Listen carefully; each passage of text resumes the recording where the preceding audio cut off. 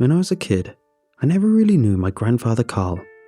Not only was he an ocean away, living in his home country while I grew up in America, he had died a few years before I was born, nixing any chance of a meet-up.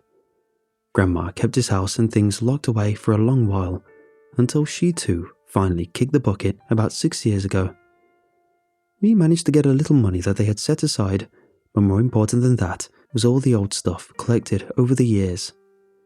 You see, Grandpa was a fighter through and through. He'd spent a good portion of his adult life as a soldier in both World War I and II, fighting for Germany, collecting a few medals to his name.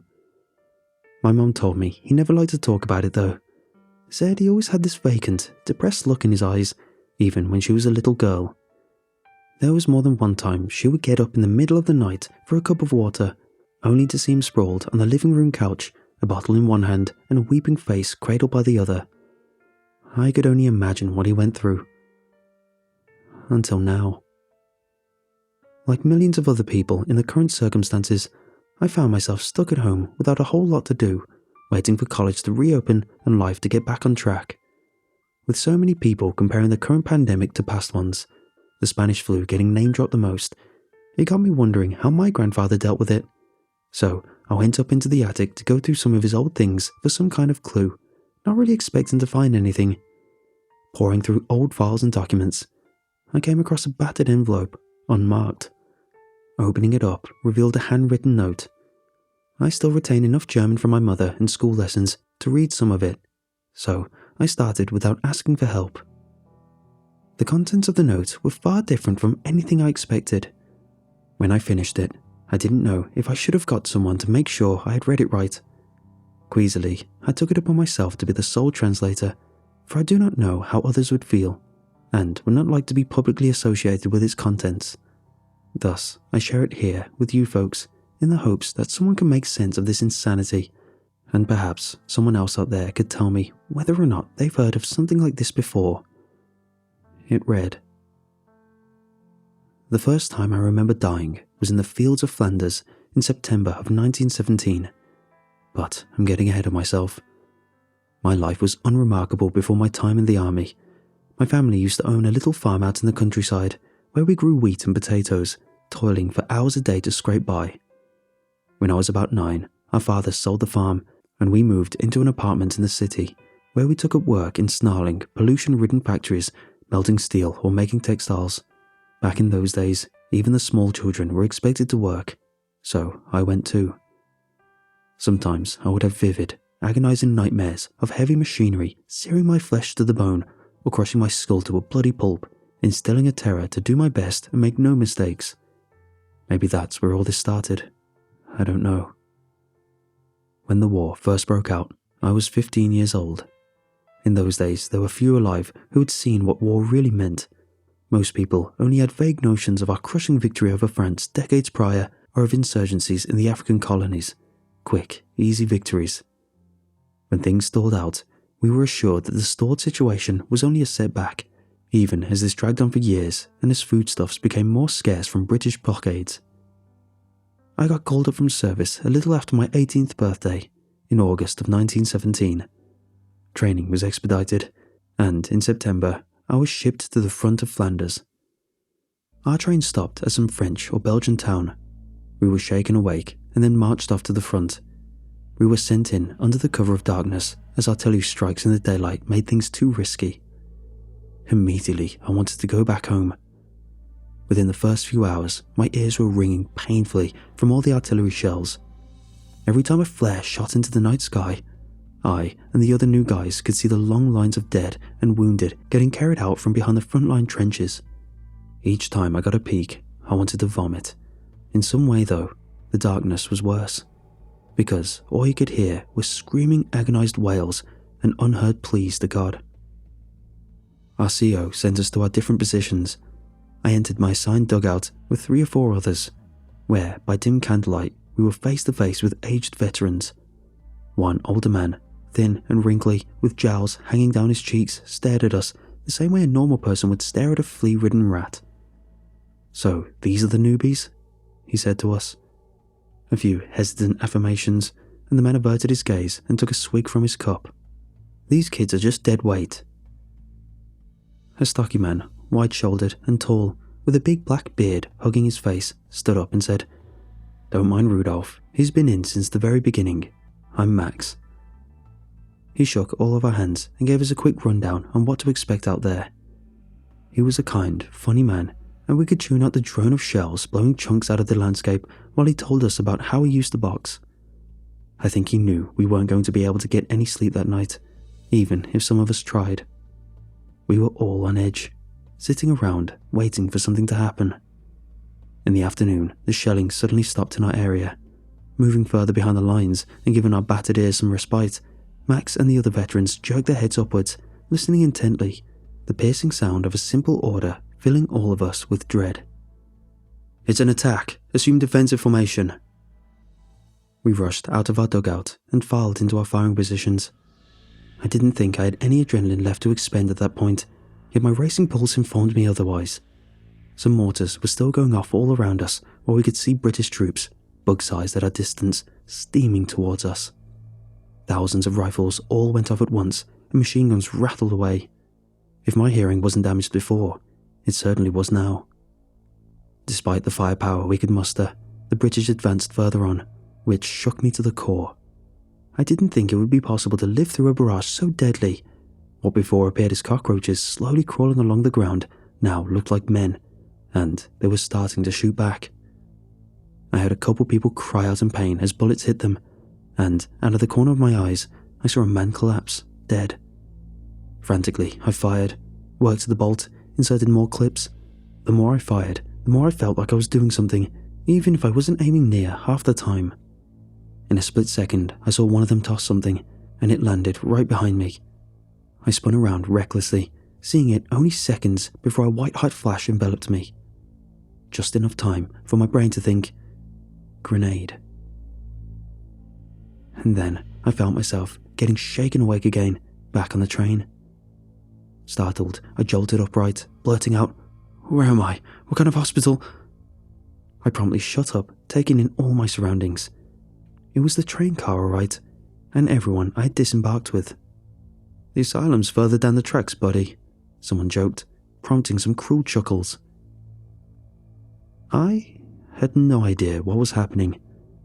Touching my face and the rest of my body, I couldn't feel any wounds, so I reasoned the blast must have knocked me out somehow, but my head didn't hurt either. Had I been comatose? I pushed the whirlwind of confusion down into the back of my mind and dumbly proceeded as our COs told us. We marched again, went down the same trench again, and went to the same exact dugout. Rudolph was waiting for us just as before and recited word for word what he had said to us the first time. "So, these are the new kids," he said. Even though he was older and a veteran, I was still mad. How could he be so stupid as to not recognize me? "What are you talking about? I was with you just yesterday, I think. Nobody told me what happened." I spotted Max and pointed at him. "Max, you remember me, right? The farm boy. You told me about your days as a boxer." I stopped because everyone was looking at me with wide open eyes or cocked eyebrows. Max had practically turned white. He visibly swallowed, like there was something stuck in his throat. And he asked me, "How do you know all this?" Nervous energy sending waves of static through my body, I told him plainly, "You told me all this before the attack in the afternoon." "What the hell is this? What the hell are you trying to pull on us?"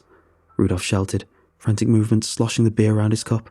"Screw this, I'm getting out of here before you bring bad luck to me." He pushed his way past all of us, muttering about witchcraft and dark magic. Stunned, I slumped into a corner while everyone else just stared, like I was a filthy beggar trampling into a noble ballroom. All of us spent the night in relative silence. Just as before, we were ordered to take our positions in the afternoon. Everyone was spooked, especially me. Why was everything the exact same way? I couldn't dwell on such matters for long, as the British came forward. I hammered away, once again, spraying lead into the air with reckless abandon. As before, I caught a split-second glimpse of a soldier tossing a grenade at my position. Having more awareness of the initial threat, I tossed myself to the side, but regrettably, it wasn't enough. After a deafening boom, I was thrown hard to the ground, rendered into bloody mulch scattered across the trench walls.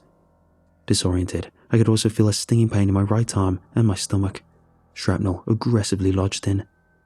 As the chaotic sound of battle raged around me, I could only moan in pain, hoping that someone would take me out of my misery. I do not know how long I had laid there, my perception of time and space getting hazy from blood loss and agony, until mercifully the darkness enveloped me. And I ended up right back where I started, at the train again. If I hadn't been disturbed before, I certainly was now. When they shook me awake, I came up screaming and grabbed my rifle. "Calm down, boy, calm. You're not at the front yet," an officer said. With shaky hands, I lowered my rifle and slung it over my shoulder.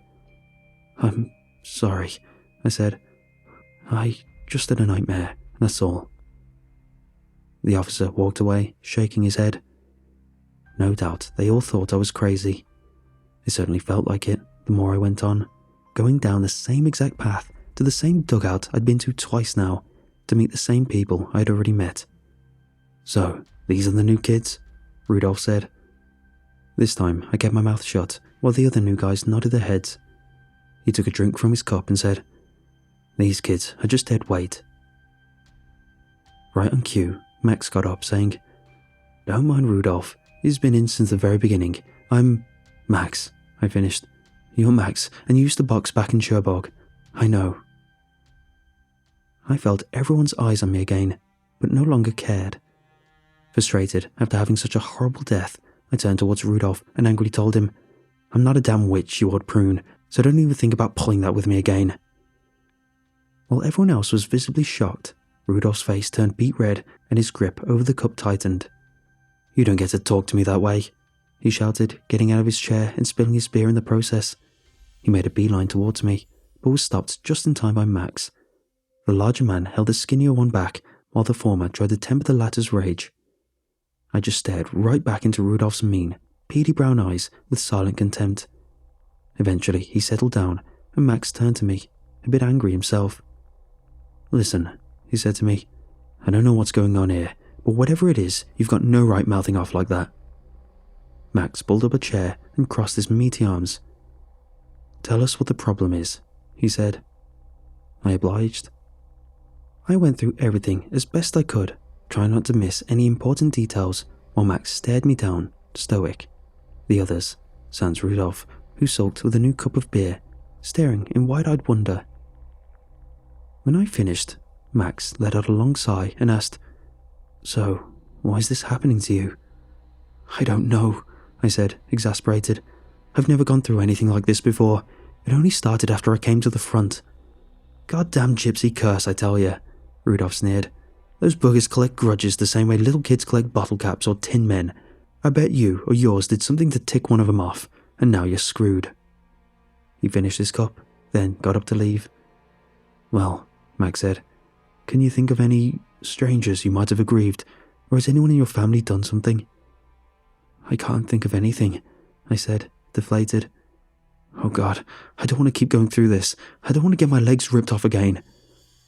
My legs trembled at the thought, and I struggled to keep my breathing under control. Max stood up and grabbed my shoulders with his huge hands. "Hey now, don't think like that," he said, continuing with, "The more panicked you get, the more likely you are to make mistakes, and the more likely you are to die." And so he told me a few things he'd already taught before my first death, about taking cover and taking carefully placed shots. I listened as intently as I could, mentally went over it until it was all I could think of. The other new guys listened to him too, and a couple of the older guys there supplied their own knowledge.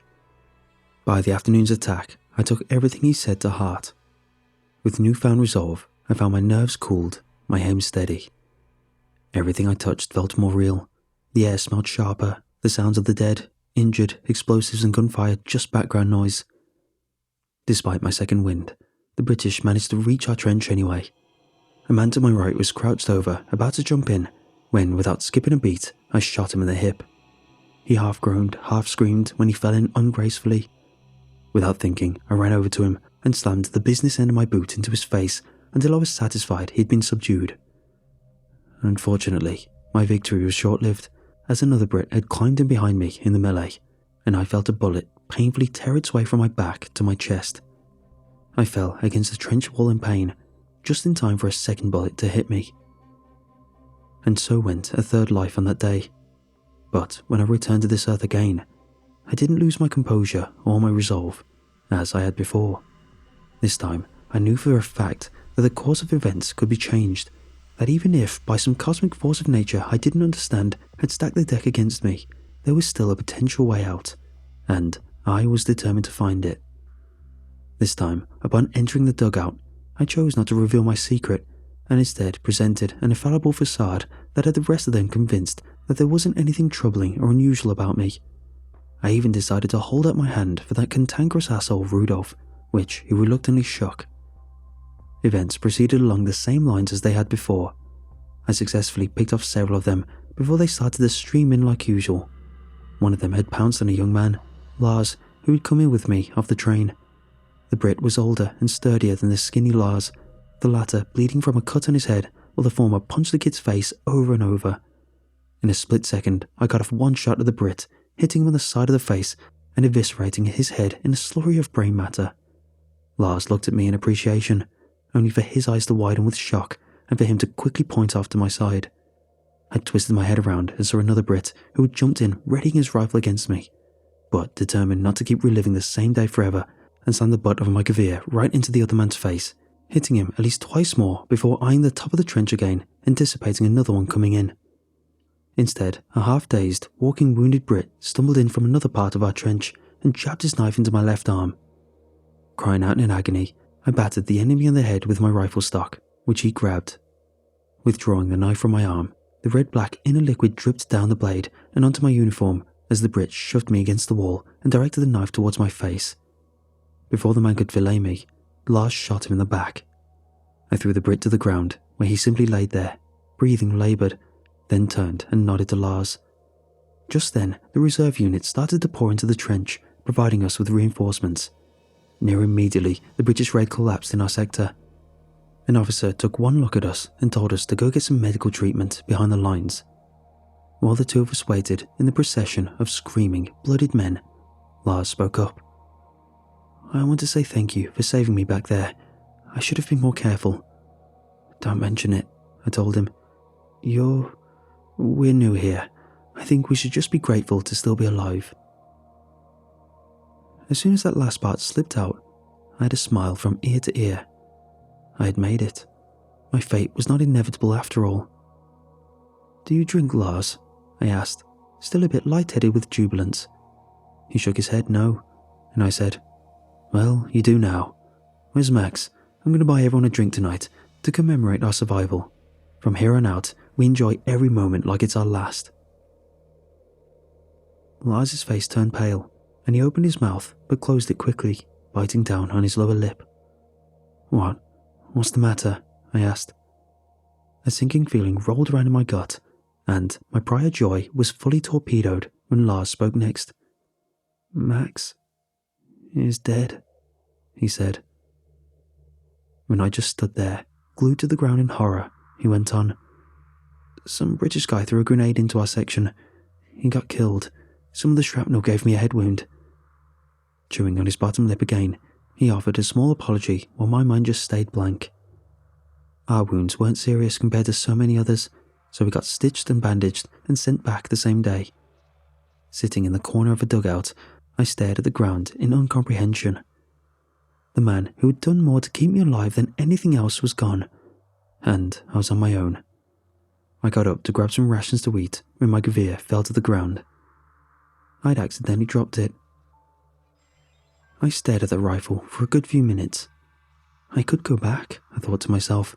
I could save him.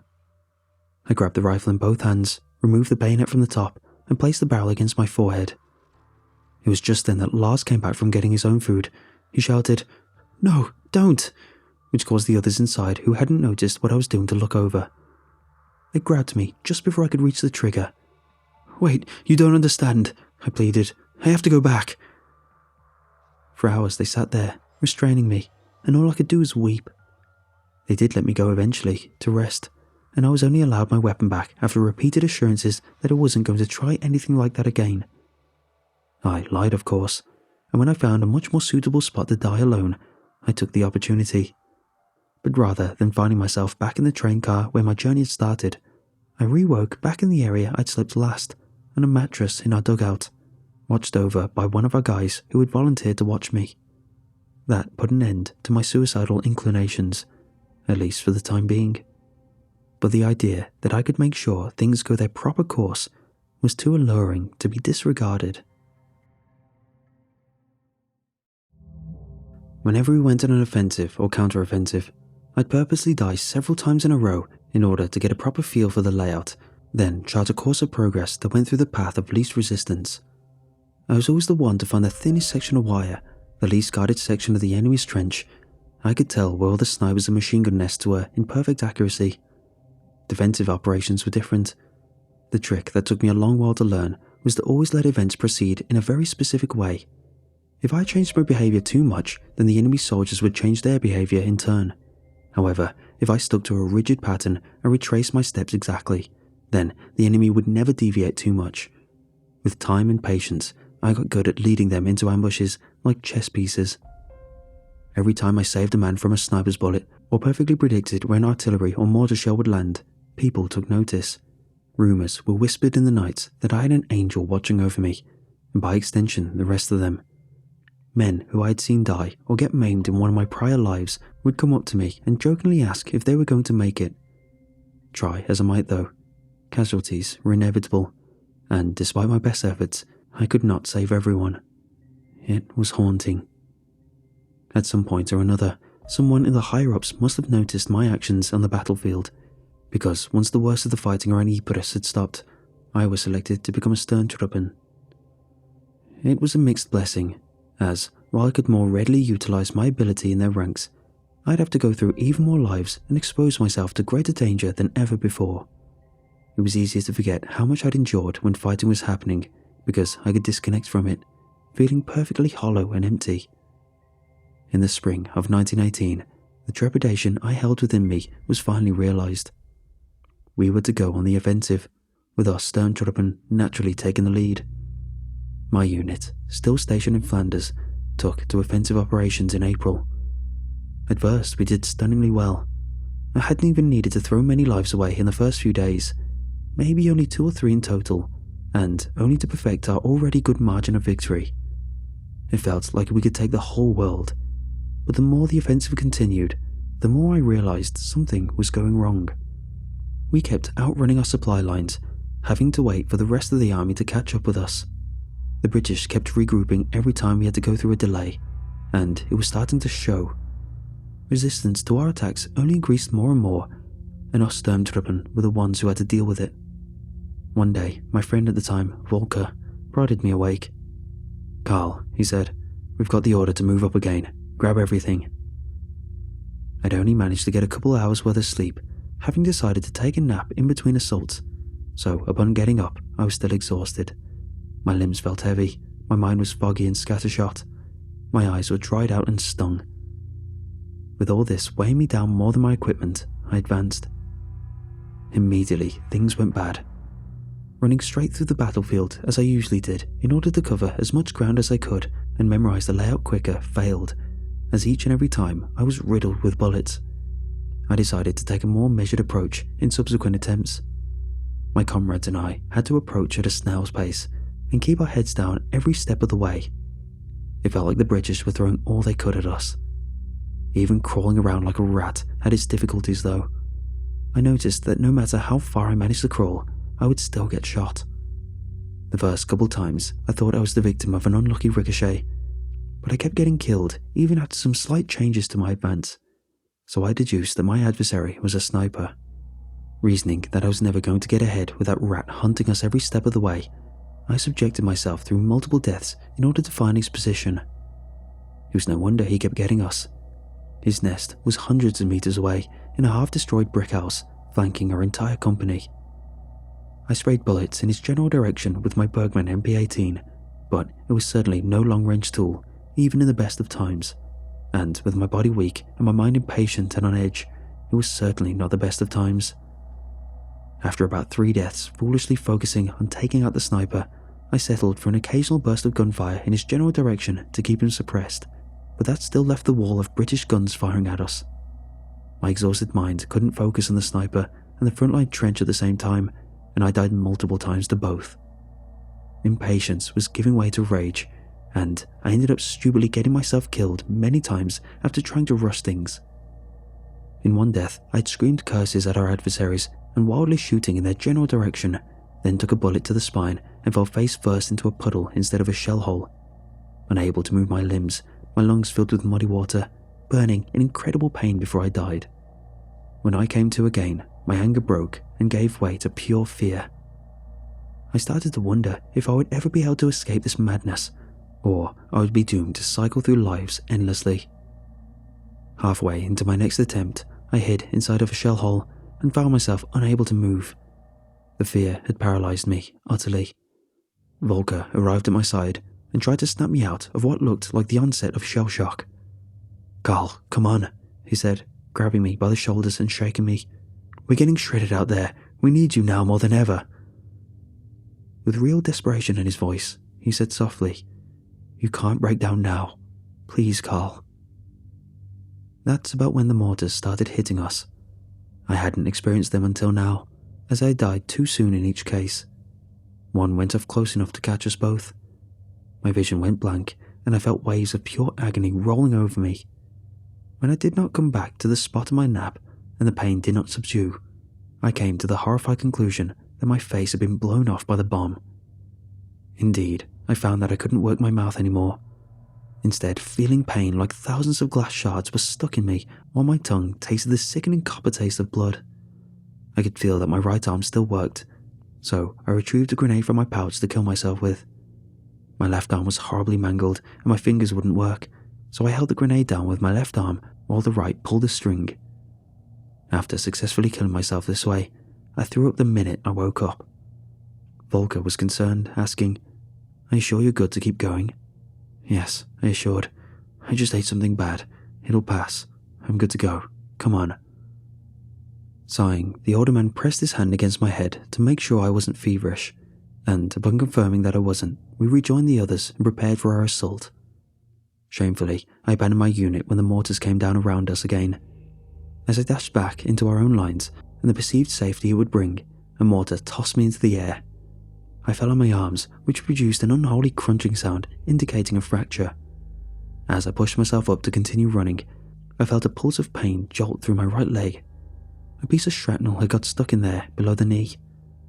I limped the way back and collapsed in front of fellow Germans, all begging for help.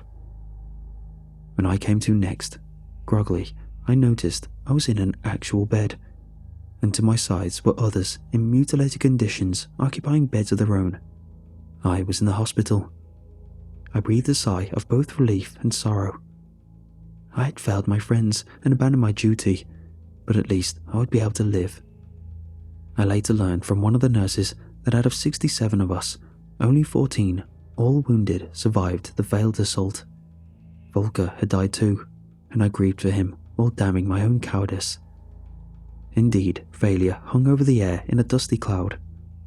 While I loafed around, listening to the wails of those less fortunate than I learned how to walk with crutches. My leg wound would never fully heal. We heard story after story about offensives stalling out, then getting pushed back. Correspondence with my family turned sour as well when I learned my youngest brother, Edmund, and my father had both died from an outbreak of influenza. My oldest brother, Fritz, was working tirelessly every day in the factories to support our aging mother, and I could do nothing from my hospital bed. When the war ended in our bitter defeat and I was discharged from the hospital, I left for home right away and started looking for work. But with everyone else demobilizing and our country in political and economic chaos, it was not easy. For my part, I took to drinking heavily. There were times where I would wake up after a night of slamming back as many whiskies as I could take, only to realize that it was still yesterday and I died from choking on my own vomit. Out of intense self-loathing, there were times where I stuck my head in a self-made noose and died, forlornly hoping that one day I'd stop coming back from death. One day during the early 20s, when I was busy trying to kill my liver at the local tavern, a couple of Reds stormed in. "Comrades," they shouted, "We are looking for revolutionary volunteers for the KPD." They went around passing out flyers for the Communist Party and repeating far left phrases to anyone willing to listen. Finally, they came over to me, and one of them tried to slip a flyer under my elbow. "Workers' literature, comrade," I remember him saying. I grabbed the flyer and crumbled it into a ball, tossing it behind me. The Red took offense to the gesture and said, "If you're a reactionary type, then maybe it's best you get out of town. We don't need another boot heel over the necks of the workers." Rage cooked my body into an inferno, and impulsively I said to him, "Maybe it's you who should get out of town. If it wasn't for lazy, entitled dicks like you, maybe we would have won the war." I gave my money to the tavern keeper for the liquors I had drunk and shoved past the Reds, disgusted. "Hey!" they shouted at me. I was halfway down the street before one of them grabbed me by the shoulder. Before I could tell them off again, I felt a brick slam into my cheek. I felt teeth come loose and blood run down my throat. I was assailed with clubs, fists, kicks when I fell to the floor. After my head was bludgeoned a few more times, I came to in my bed. My rage from before had turned to pure wrath. To murder me over something as petty as politics, it defied belief. I wanted revenge. Instead of drinking myself into a stupor, I waited in an alley outside the tavern and waited with a knife in hand. When I saw the two Reds coming down, I pounced. I stuck the first one in the stomach and sliced him open. He had just enough time to look at me in wide-eyed shock before he spluttered to the ground. Clutching his intestines. His partner turned and ran, but I followed. Even though my leg protested vehemently at the strain, I caught up to him, tackling him to the ground and pressing my knees into his back. I slammed the knife into his neck over and over again. He died gurgling on the crimson tides that flowed from his injury. When I stood up, I looked around, dazed. It's not every day that one commits murder in broad daylight. I looked to my left to see a grinning man on the sidewalk. He came up to me, gently took the knife from my hands, and just as gently pressed a flyer of his own into my hands. "Get out of here before someone sees you," he said, and just like that, he walked away. Fearing prosecution for the murder of two Reds, I ran away, fast as I could, back home.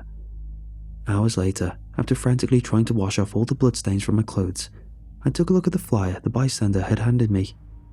It contained a picture of a blonde-haired man, clad in a brown shirt uniform, holding up a red flag, with a white circle in the middle that held a black shape. Not long after that, I started going to the rallies instead of drinking myself stupid. Fritz and I drifted apart. All I wanted was a confirmation that the torturous deaths I went through and the comrades I failed to save along the way, despite my gift or curse, were not for nothing. And when they started winning elections and annexing neighbours without a shot fired, I felt vindicated. I was part of the Uzatzir Reserve Army when the Second War began, training others and carrying out administrative tasks on the home front. As things dragged on and millions were swallowed up in the fighting, we all wondered which of us would be next. When I received orders to go to Italy, I felt a sinking feeling in my stomach. I was stationed in what was supposed to be a quiet sector, leading a small company of men in an Italian backwater hamlet. We were third-rate replacements for people sent to more pressing fronts, and I knew it. Locals stared at us with daggers in their eyes and hate in their hearts. Discipline among the men was poor. Everyone knew the war would be ending soon. So many took to drinking, oogling women, and what have you. It was under these conditions that a private went missing. After a 15-minute search, we found his body covered in bruises and stabbed dozens of times, dumped in a ditch like garbage. After I heard the news, I excused myself, found a quiet spot from prying eyes, and blew my brains out. When I came to again, I frantically shouted to the men to do a head count. They didn't understand my urgency until they noticed the missing man. Just as frantically, I had them run to the spot where I found him last. Unfortunately, he was still dead. A cauldron of anger bubbled inside me. I was done losing people needlessly. As was standard procedure back then, we took hostages, 23 in all, and demanded that the partisans who killed our man reveal themselves. When none came out, we filled the screaming, crying, begging hostages with lead. When it was all over and I had the chance to calm, my throat tasted bitter, and I felt self-contempt. I ramped up security and instilled a sense of discipline into the men under my command. The tit-for-tat with the local partisans continued, and so did our hostage taking. We must have killed well over 100 from our reprisals. My insides felt like they were churning knives, so I started taking to the bottle again. I had to dull the pain. Things were getting terrible going to 1945. The partisans had become bolder than ever, and the skies were dominated by American planes. One night I couldn't sleep well and decided to get through some paperwork via candlelight. An hour and a half later, I heard frenzied shouting and gunfire. Grabbing my coat and sidearm, I dashed out there, asking anyone who could hear what was happening. Partisans, I was told. There must be dozens of them. I tried my best to lead a proper defense, but events were chaotic in the darkness. A bullet hit me in the stomach, and I dropped to the ground in agony. A familiar dance. Returning to this mortal coil, I remembered which direction the partisans struck us from. Accordingly, I had a platoon set up well-hidden firing positions and booby traps.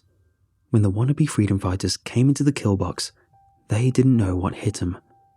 Some were killed running into our traps, but most were simply shot. They were routed without a single casualty on our side. When it was over and we inspected the battlefield, we counted 12 bodies and 8 prisoners, 5 of whom were injured. Darkly energized by victory, I had all the prisoners stripped naked. The wounded ones, those too crippled to walk, were doused with water and we left them to freeze. That left 6. We took them to the cellar of some farmer's house and we interrogated them. We wanted names, locations, everything. They spat in our faces and called us names: fascist pigs, butchers, sons of whores. We unleashed our hatred upon those young men, whipping them raw, burning their skin with hot iron pokers, and gave out old-fashioned beatings with fists, clubs and boots. We had them executed the next morning, hung to death. God, it makes me sick now, thinking about it. The last partisan attack I went through, a sniper shot me right in the ribcage. I ended up having to go to an actual hospital to get the bullet out. When I was sent back, the war was in its last months. The company I led was a shadow of its former strength, at only 44 men, and we were getting put near the front. Artillery hit us everywhere. There were no German cannons left to contest them. Likewise, American planes flew unimpeded, bombing and strafing whenever they liked. Under these conditions, one of our soldiers tried to desert. We captured him though, and the men asked me what should be done.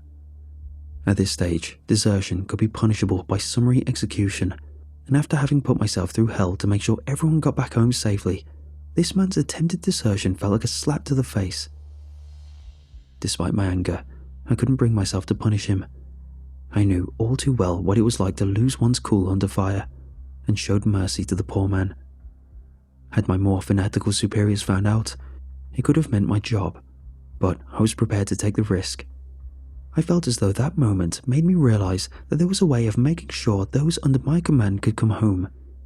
When Americans advanced on our position and demanded our surrender, I had the men disarm. Not long after the war ended and we slowly got repatriated back to Germany. There was occupation, rebuilding, restructuring. The post-war years for me felt unreal at first. I feared, constantly, that the next war was right around the corner, that I'd relive yet more deaths again. And when West Berlin was blockaded and the Korean War broke out, I felt like I was counting down the seconds. But it never came. In '54, when things looked calmer, I decided that I could not live in fear forever. I married, had a child, raised a family, and though I always had fear of a new conflict, I didn't let it dominate my life. I do often think about my gift, or curse, or whatever you want to call it. Looking back on my life, I wonder if perhaps there was some higher purpose that I was supposed to fulfill that I did not, or if it was supposed to function as penance of a sort. I researched precognition through the interwar years and after, but records of anyone with quite the same experiences as me are scarce, much less a meaning to it all. Here, at age 92, with a Germany now reunited, I have hope for peace in future generations. And, while I can't say for certain, I have a feeling that the next death will be my last.